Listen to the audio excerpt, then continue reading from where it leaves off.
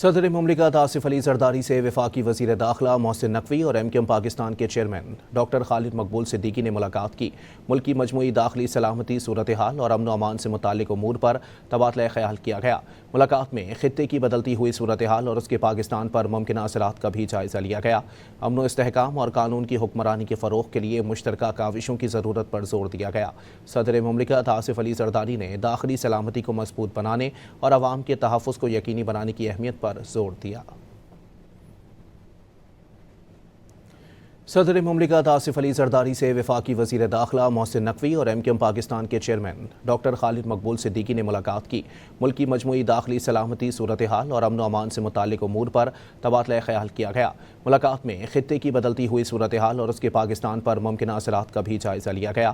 امن و استحکام اور قانون کی حکمرانی کے فروغ کے لیے مشترکہ کاوشوں کی ضرورت پر زور دیا گیا۔